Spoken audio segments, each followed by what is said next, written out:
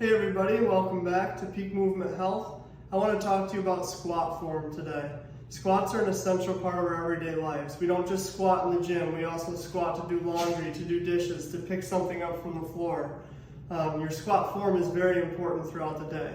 So just to start with a normal looking squat, and to be real about it, there's going to be people that can squat deeper than me, there's going to be people that can't squat as deep as me. It's not about your depth, it's about your form. So when I squat down, I want my feet shoulder width apart, hip width apart. If it's a little bit wider, that's okay, especially for somebody who needs to balance.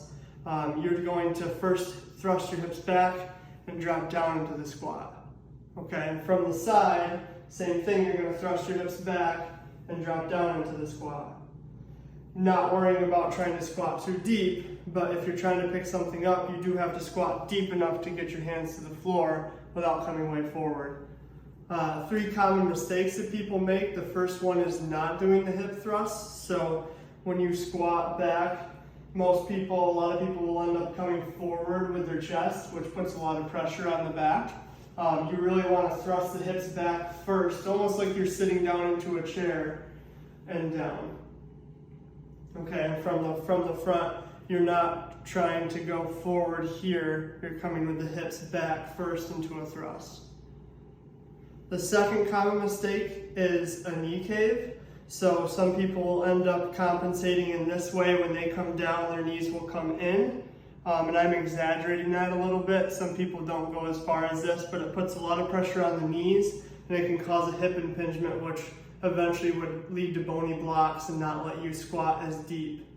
So from the side, that one looks like this. It's hard to see the knees from there. You would go down, and it's stopping your depth from getting as low. The third one is called the butt wink. Sounds weird, but what happens is you tend to rotate your back and your hips more just to get more depth in your squat, which puts a lot of pressure on your back and your other joints.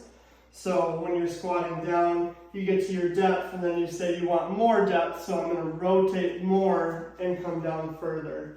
And that puts a lot of pressure on my low back, my hips, and my knees, which won't be great long term with the squat.